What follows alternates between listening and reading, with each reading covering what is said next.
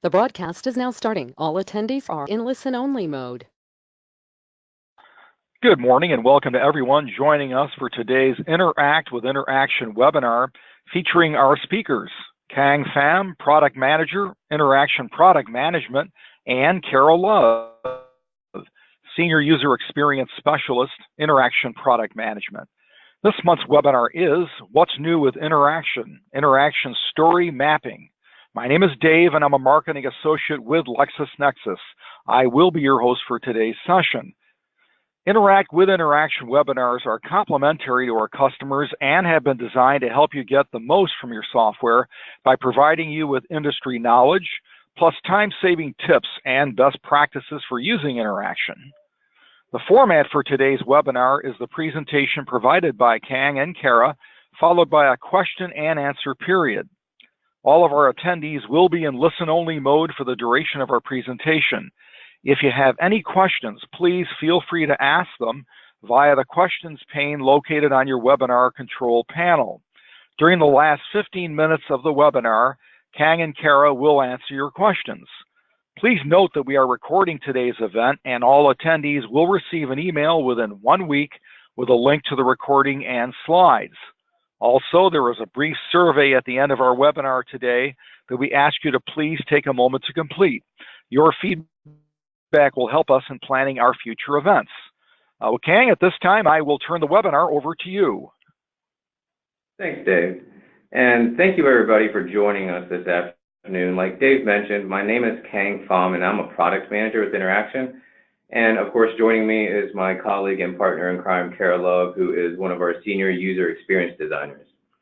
Before we get into the story mapping and design sessions, I wanted to give you a little background into what and why we are taking this new initiative with our product team. So this year, our product team, we're trying to improve our communication and transparency with our clients.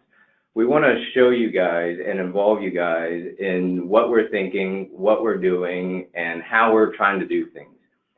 We want to help improve our relationships with our clients, to help form a closer partnership with you guys, so you can help us not only create new innovations and solve existing problems you have, but with that closer partnership, we can better understand your workflows and your processes, which kind of help us to predict future problems for you guys and help solve those with innovations that we have as well. Today, what we're going to do is give you a behind-the-scenes look at one of our biggest initiatives and how we're really placing clients at the center of everything we're doing with InterAction now and in the future. What we're going to do is talk to you about some of the activities that we've hosted with several of our users over the course of 2 months during the late spring and early summertime. And of course, this all came about from the continuous feedback that we received from our clients over the years. So what are we hearing? As many of you may be aware, our InterAction web client has an interface that is a slight bit outdated. When the interface of a software is outdated, the interface is sort of like the personality of the software. It's what you see first. It's what helps to create that all-important first impression. And when that personality or interface is outdated, you either don't notice or quickly forget about all the innovations and updates that we've been adding to the product. Another problem is that it doesn't accurately reflect what our capabilities are as a modern software company either when you have to look at an outdated interface every day. Along with the outdated interface, we've received a lot of feedback that because of that outdated interface, features are hard to find, functionality is hard to use, the usability of the web client is a bit complicated and makes the learning curve a little tough to handle. So we decided to do something about it, and we're going to be walking you through everything that we've done so far for it.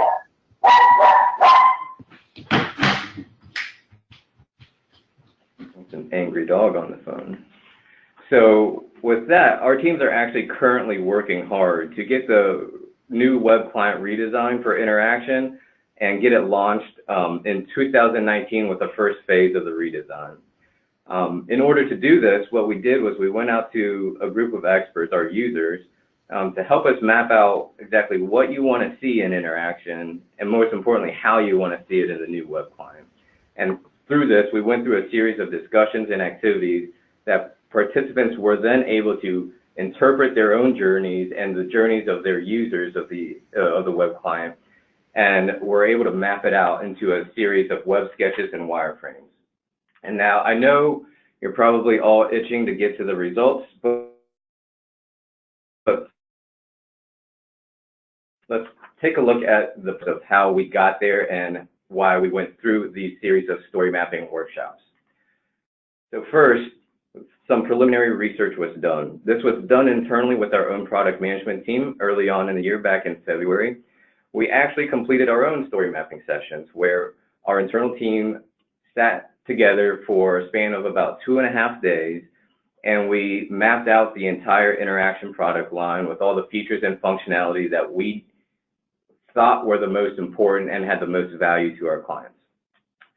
This output helped us to come up with a variety of hypotheses about what was the most important pieces to our users, and not only that, what were the core components and the core competencies of our software. Then the next step was to take our internal hypotheses and to begin testing these. The first step was to try to get as much high-level data as we could, as fast as we could, and we did this in the form of a user survey. We sent out a survey to get information on what you guys thought were the most important pieces of functionality in the software, as well as how you were currently using the product, and also what kind of features would you like to see in the future.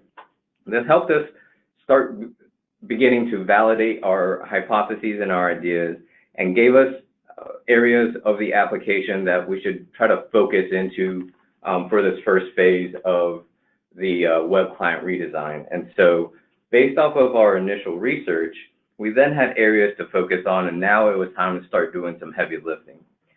This next step is when we started actually conducting the story mapping workshops, and we ran through a series of 3 of them, which we chose strategic locations that helped us reach the most clients possible. Sessions were conducted at the Legal Marketing Association's National Conference in New Orleans, where we had a wide pool of legal marketers in one location. We were able to conduct another session at our InterAction Share event in London, which helped us, since we are a global product, we have firms that are global firms using this across the world. We wanted to reach out to our UK and our European counterparts to get their input as well, and at the Share event, we were able to do that. And finally, we held a roundtable session in New York this past July, where because of the concentration of law firms in New York, we were able to get feedback from 12 different law firms from about 20 different users.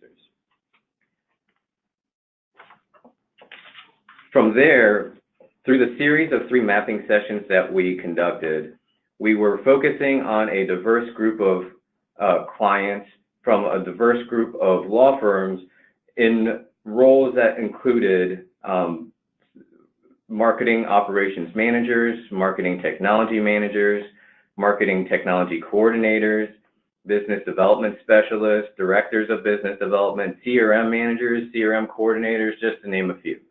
So we wanted to get as many people in there in a number of different roles, all of who have different experiences and different kind of touch points and usages of InterAction as possible to get as much feedback as we could. Now, for the part that you guys are probably all waiting for, I'm going to turn things over to Kara, and she's going to go into a little more specific details about the activities that we conducted, and more importantly, the data that we got out of those activities. So what did we do in these mapping sessions? Each session consisted of 3 activities that were meant to generate ideas, give us a better understanding of what our users' design preferences were, and to find out what's most important in the product. It was also important for us to have the participants get creative and have fun in this entire process. We got them away from the computers and laptops and really tried to foster a hands-on, creative environment. So the three activities we did were feature function prioritization, a design review of popular websites, design, and then we asked them to design and sketch the new InterAction web. So I'll go in detail for each of these activities. The first one, feature and function prioritization. So as Kang mentioned before, prior to the design mapping sessions, we sent out a survey to users. Based on that survey, we were able to consolidate top functions, relationships, contact management, opportunities and pursuits, list and event management, and activities. We asked our users to prioritize these features based on what was most important to them in the web client. So looking at these high-level functionalities, I asked everyone on the phone to kind of take a look and rank them in your own mind. Maybe what would be your top three priorities in CRM? What would you rank towards the top?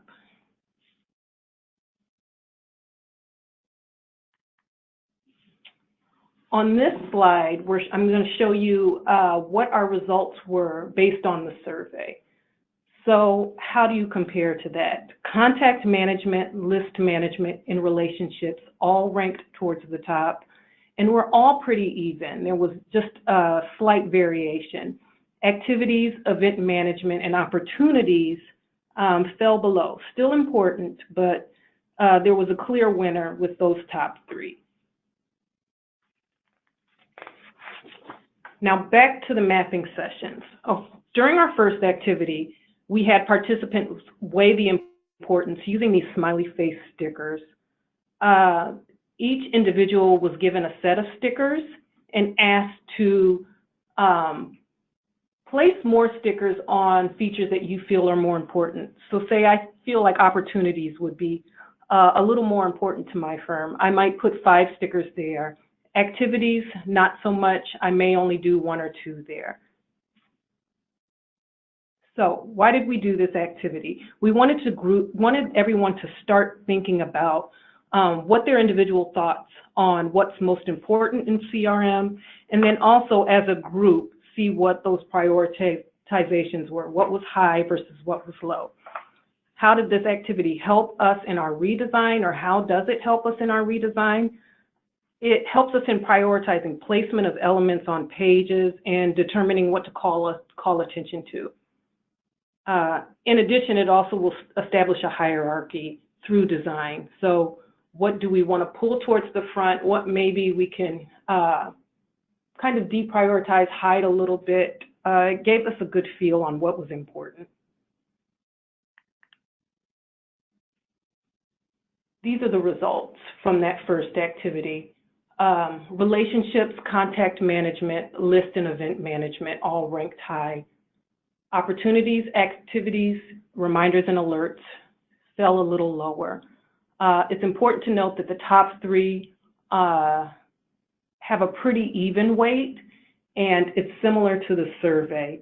So both survey and this activity shows us that our top 3, contact management, list management, and relationships.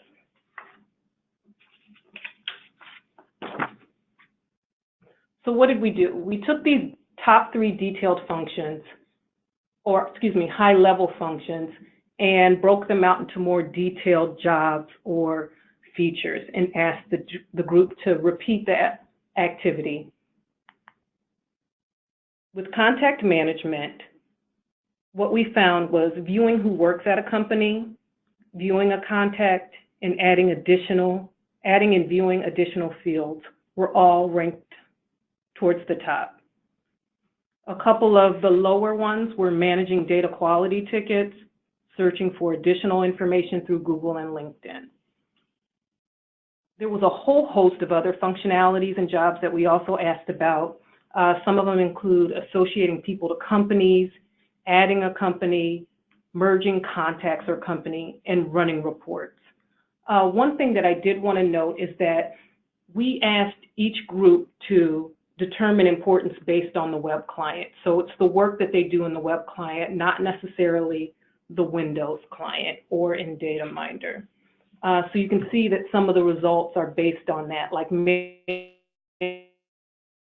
data quality tickets wouldn't necessarily happen in the web client. For list management, things that were ranked high was asking others to add context to lists, running reports on lists, and seeing all lists within a firm. Ones that fell towards the bottom, duplicating a list and creating working lists. Other functionality that we asked about, just a few, are managing folder security, deleting a list, managing additional fields, and seeing all lists in the firm. Another thing to point out is some of our participants in the UK, there was some discrepancy in what we found in the US versus our European counterparts. And this was mainly based on the recent GDPR regulations. So what they deemed as important or least important was influenced by GDPR. Things like duplicating a list no longer applied or was no longer important. Relationships and activities are third and final. The ones towards the top are all pretty strong, viewing a firm's relationship strength with a company, viewing relationship strength with an individual, and reporting on those relationships. Things that fell towards the bottom was past activities for personnel and upcoming appointments with your personnel. Other things we asked about that kind of fell in the middle were including other functions, setting the nose relationship, tracking event attendance, and viewing past activities for a contact. So I asked the group, do you agree with some of these things? Do you disagree?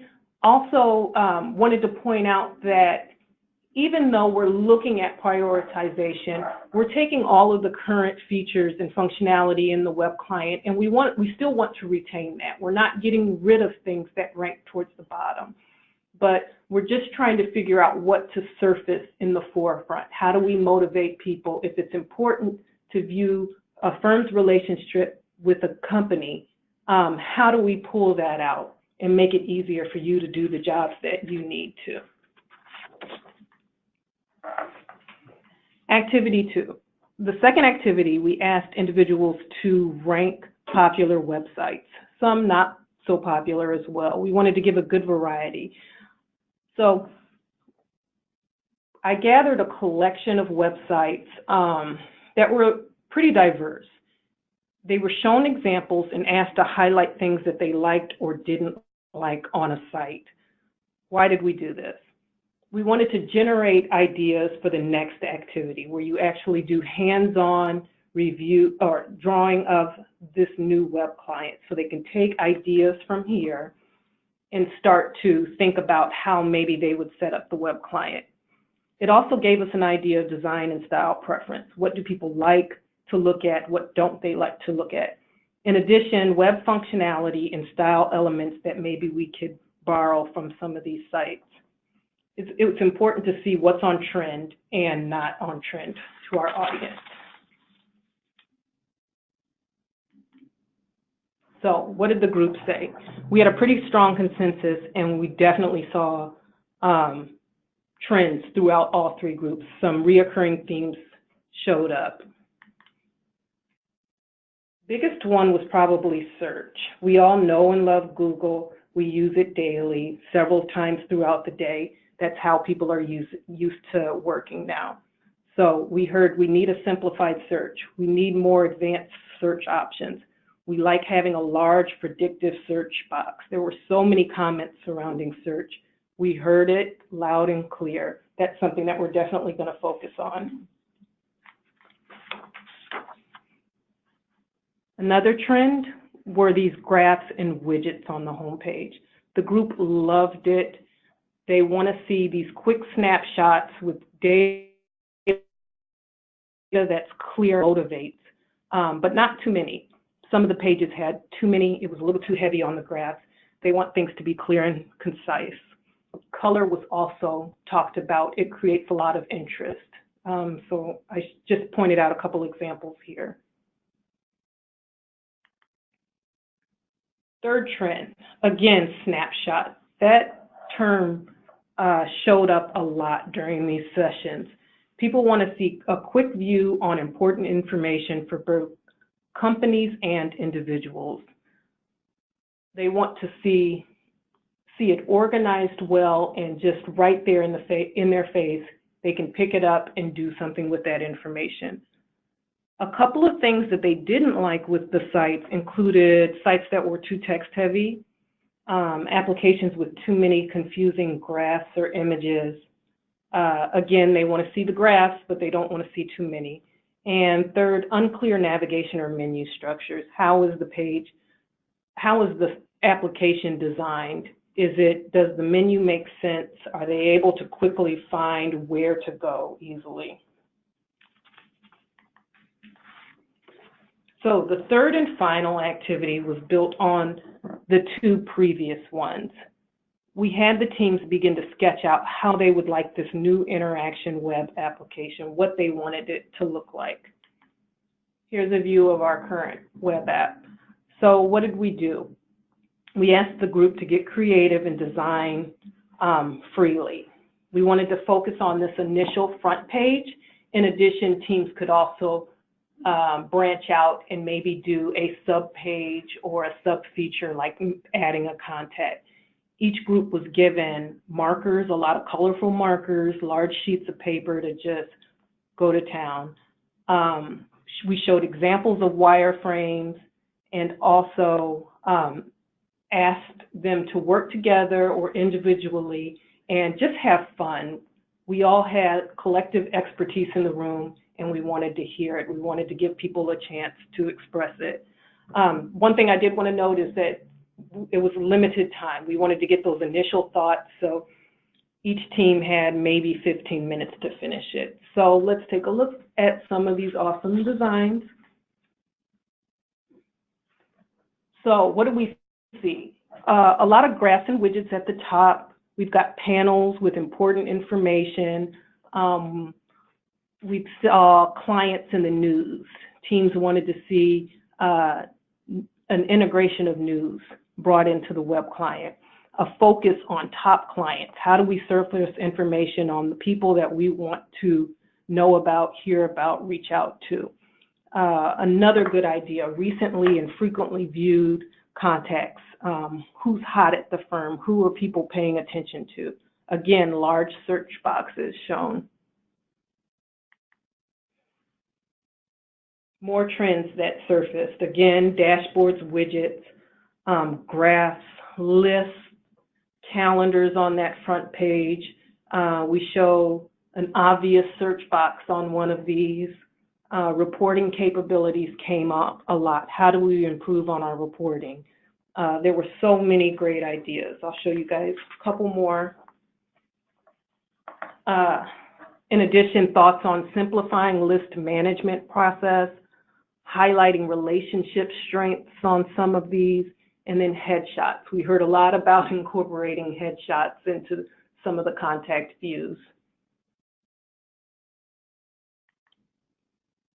So in conclusion, we've had these three activities. We learned so much valuable information, and we really were able to map out the user journey through these conversations and activities. If I had to sum it up in a few major points, the participants were in agreement that things that we've heard in the past couple of minutes, big predictive search box, that was probably talked about the most in all of the sessions. Dashboards, widgets, again, we want to see that snapshot, visual snapshot of clear and concise data, actionable. Simplified process for getting people on list. Moving forward, how do we reimagine our list management? How do we make it easier for attorneys to get people on list? How do we make it easier for marketing to see who's on a list? Snapshots of people and companies. Again, that quick, useful view of information on people and on companies. So what's next? Well, like Kara mentioned, and as she's shown, we've bubbled up a number of consistent themes from the data that we got, from the drawings that you guys gave, from the prioritizations that you guys provided us. And what we've done is we've taken all of that and we've created some low fidelity mock-ups that you see on the screen now. From there, recently, we've actually just completed a series of 3 design sessions that were intended to dive deeper into the details, not only around the design, but around the usability and feature and functionality of where we want to take the web client next. We conducted these design sessions over about the span of 2.5 weeks, and actually we just finished up last week. This gave us a chance to get more information, get better clarity around what really is important, how to surface that important information, not only to the BD and marketing departments, but also to attorneys and their secretaries who may be in here using it as well. And so we were able to get a lot of information on a number of different personas that would all interact with the web client.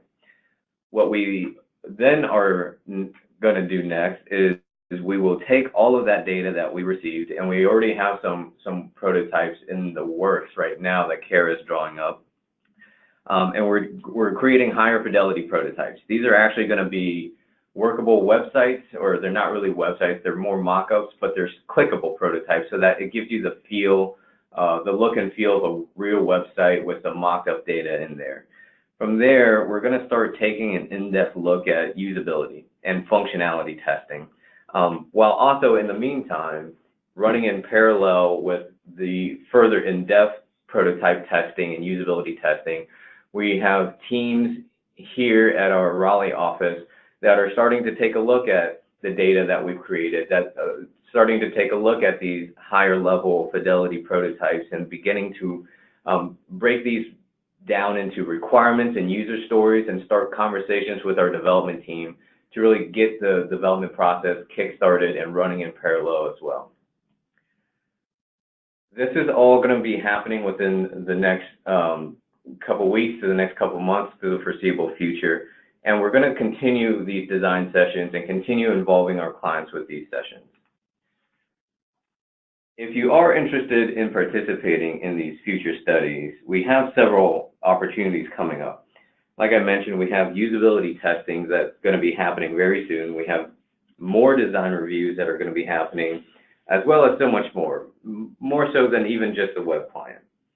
If you're interested in participating, you have our contact information on the screen here. Go ahead and shoot Kara and or I or both of us an email, and we'll certainly be sure to include you on the next sessions that we set up. Also, please keep an eye out for us on social media. We're on LinkedIn and Twitter, and we're actually quite active on there, sharing a lot of posts and articles, not only about the exciting things that are going on with InterAction and CRM, but also with the legal marketing industry in general, creating a lot of thought leadership pieces, and even a few things that aren't legal related. I'll take this time here to do a little shameless self-promotion where a couple weeks ago I wrote a blog that relates pretty closely to what we're seeing here. I wrote a blog about my methodology around product management and how really it's the end users, the clients, you guys are the ones who should be driving what we do, and how do we reach out and listen to you and incorporate that back, as well as that's one of my passions. And my other passion, how does that relate to running? It's a blog post that's out there. You can probably find a link from it on LinkedIn, but if you go to our Business of Law blog website, it's up there. From what I hear, from what people have been telling me, it's a pretty interesting read. So go check it out. And also, to give you a brief sneak peek, Kara's going to have a blog post coming up there as well within the next week or two around a couple of the things that she is passionate about, being design and some yoga for all our yogis out there.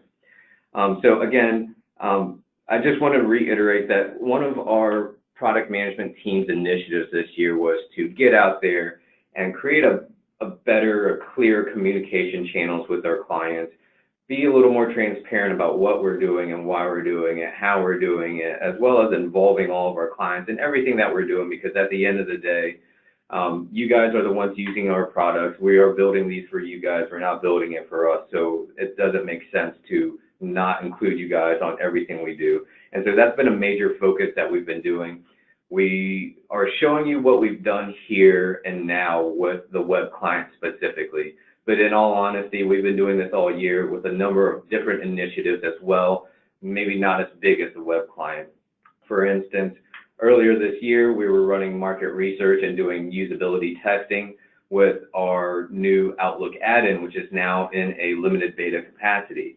We also ran similar sessions with a couple features that we're looking to release very shortly in our fall release for features such as offboarding and contact health in our contact health dashboard. And so while we talked mainly about the web client here, we are doing this with a lot of things. We are doing this with everything. And like I said, this is just a big push for our product management team as a whole, not just myself and Kara, but you'll probably be hearing from Scott Winter as well as a couple other members of our product management team on how we can communicate with you better, how we can partner with you better, because at the end of the day, we are out here. We really want to solve your problems, and we want to do it in ways that are new and modern and incorporate a lot of new innovations out there. And so, again, thank you for joining us today. It's a little short and sweet, but thank you for joining us to hear about what we've been working and getting a little behind the scenes view about how we're really just trying to create the best client experience possible for all of you guys, our clients out there. So with that, I know we're probably about halfway through the hour and probably 15 minutes short of the time for questions, but we can probably open it up for questions now. So I'll turn it over to Dave to see if we have any questions out there from the crowd. Okay, thank you, Kang and Kara, for your very informative session. This does conclude the presentation portion of our webinar. And as a reminder, if you do have any questions, please feel free to ask them via the questions pane located on your webinar control panel. Now, before we start with our Q&A, I have a few quick reminders to our listeners today. As InterAction customers, you have access to webinars, newsletters, tip videos, product updates, and more. Our Interact with InterAction program is designed to help you optimize how your firm uses InterAction. Don't forget to update your communication preferences to receive these ongoing valuable resources. Also, if you aren't a member of the InterAction CRM LinkedIn group, join today for best practice sharing and continual updates on what's happening in the InterAction world. You'll find links to update your communication preferences and to join the LinkedIn group in the presentation slides provided to you after this webinar. Well, folks, we do have some questions coming in. Kang, if you're ready, I will present the first one. Yeah, let's go for it. All right, the first one is from Laura, and she asks, can the data in the widgets be customizable by firm and by security groups, for example, by a practice group or division? At first, I think initially the widgets, we kind of want to standardize them to a certain point where we can offer different custom widgets, but not yet really giving the ability to customize the data in the widgets. Now, that's not to say that we won't be doing that. We are looking at options as well as we not only modernize the web client, but as we modernize our reporting platform to be able to include widgets on here where you can customize the data. So, for example, if you have, a business development director getting into the homepage and looking at a widget, he's probably going to want to see, he or she are probably going to want to see more things around the pipeline or growth, the opportunities involved, and see more custom data. And so we are looking to get to that point, but the first step is to create the framework where we can have widgets and can have widgets that are addable or removable and give you the ability to switch them around as you see fit. So in short, yes, we will get there, but it probably won't be initially with the first release in 2019. We do want to provide a variety of widgets that are available. So one thing that we heard is people want to customize what their users see. So data that may not be important to certain firms may be important to others. So providing you guys the option to pull in the ones that you want to see and keep out ones that may not be as important. Great question, though. Thank you for that. Okay, we have another question from Melanie, and she asks, what is the priority status to give admin notifications a revamp? The priority status is up there. The entire admin client is along the lines of what we're looking to revamp as well. So if we look at it in phases, we're going to definitely work on the web client to not only enhance functionality, but also start bringing in components of the Windows client. Now, again, that's not to say we're going to be getting rid of the Windows client, but we're just starting to try to create a singular platform for all of InterAction to be done. Along with that, we are going to be looking at improving the admin client as well, or the InterAction administrator component of it. In order to answer your question, Melanie, to say a priority, it would probably be within, after we get a good handle of the web client, and when we can feel like we are starting to work through a lot of the Windows client functionality, then we'll start pulling in pieces of the administrative client into our new hybrid technology platform.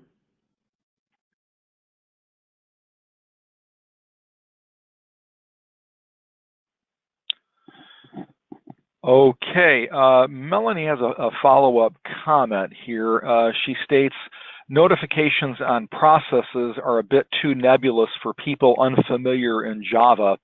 Only IA support can decode them.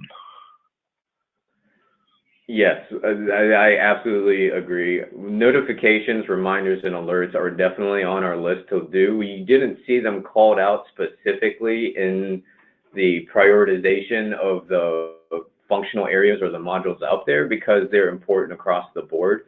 And so as we continue to work towards this new modern platform that we're working on and these new modern interfaces, notifications and alerts and things of those natures will definitely be considered to be brought in and simplified and created in a more modern, user-friendly interface. Thanks, Melanie. Okay, Carol has a question, and she asks, how will a redesigned web client relate to IMO? The redesigned web client it will relate to our current IMO client, but not in the way that you may be familiar with, with the new IMO client, but not maybe in the way that you're familiar with the current IMO client. So there are two sort of different personas that each modular area or each product, I guess, is geared towards. With the IMO client, and particularly with our new IMO client, we want to gear that towards the attorney personas or the lawyers or the professional consultant personas, where they do a lot of work in Outlook. They necessarily don't want to leave Outlook to be able to get contact information.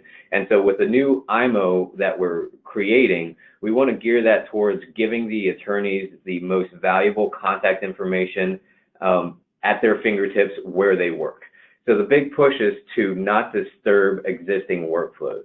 With the new web client, we are looking to get more functionality out to attorneys and perhaps their legal secretaries, but we're not expecting attorneys and legal secretaries to spend a lot of time in the web client doing things like reviewing lists or adding contacts or editing contacts. A lot of the features and functionality that we're building out in this new web client, we're gearing towards making things easier, making things a little more intuitive and easier to use for everyone in marketing and BD, and allowing that to go downstream to them, maybe a tech-savvy attorney that wants to get in and see a little more, do a little more, or give their legal secretaries more freedom and more functionality to do more for that attorney. And so it ties in it that we are starting to standardize a lot of the, not just terminology, but functionality across both. And so when you see relationships or activities in our new IMO panel, it will be the same, a similar layout of relationships and terminology in the web client, as well as if you are looking to look at relationships inside the new IMO, it'll have a very similar look and feel as the relationships and the relationship score indicators that you may see inside the web client. And so in terms of tying in, they complement each other, but in terms of technically tying in, we're looking for consistency across the board. And that's something I feel we haven't been very good at in the past.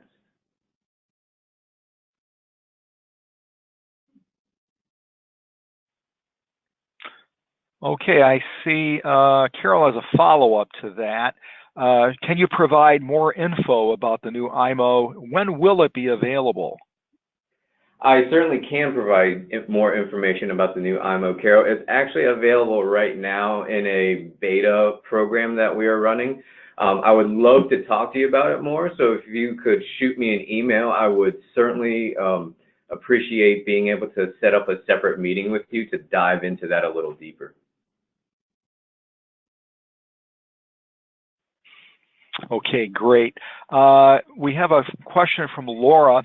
Can there be a section in the new web client to allow users to see the status of DCM changes? For example, that is completed or user has been contacted, etc. One of the things that we're doing with the web client is seeing where we can help out with the DCM processing. And overall with InterAction, one of the biggest initiatives that we're taking, as well as all of this, because we have actually quite a few initiatives going, is what can we do to help out with the DCM process? How can we make it more intelligent? And so we're actually looking to apply a level of artificial intelligence to DCM tickets to kind of help you comb through all the updates and the changes so that the real things that require your attention in the DCM tickets are things that actually need something to review and not something that can quickly and easily be accepted or rejected in bulk. One of the things that we have looked at, and one of the things that we have are starting to look at developing in our next level down prototypes, are actual indicators within the contact list that will show you when a contact, or to show you if a contact has information that's been updated that needs to be reviewed, so that you can see it in there right away, and it's all part of the workflow. Again, what we're trying to do is incorporate things more into workflows of not just attorneys, but of our business development and marketing persona, so that you're not having to go to multiple different places, multiple different screens. And so I don't know if it's a different panel or the necessarily, I don't think we've settled on a final UI for it, but we are looking at ways that we can notify you a little more proactively and a little more on a real-time basis when information has been updated on a contact that needs to be reviewed. I hope that makes sense.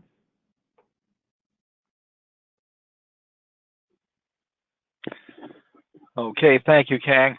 At this point, I just want to reemphasize the fact, if you do have any further questions, kindly insert them into your question pane there, and we'll be more than happy to answer them.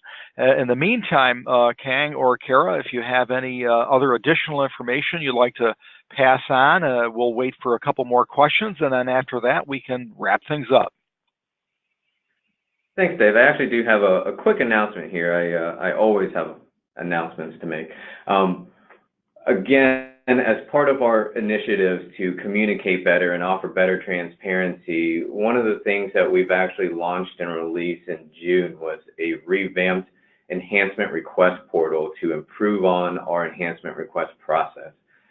It's live now, and we actually have a lot of users on there submitting some great ideas.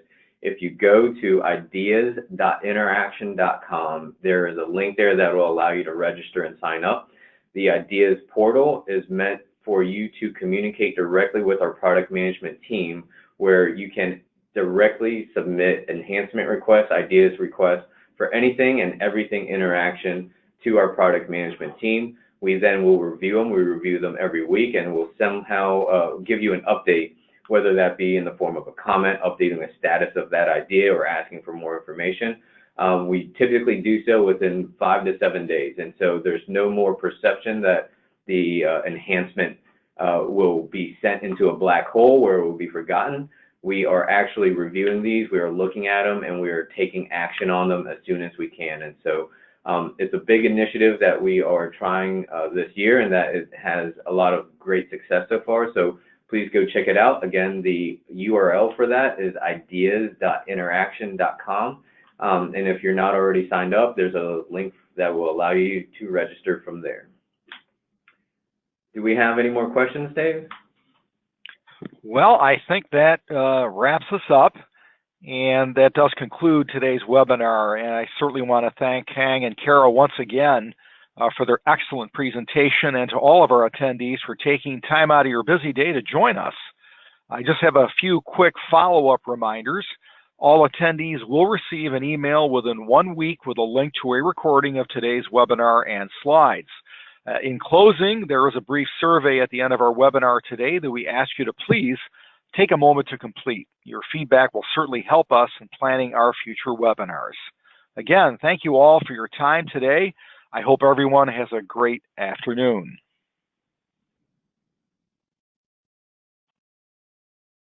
Thank you.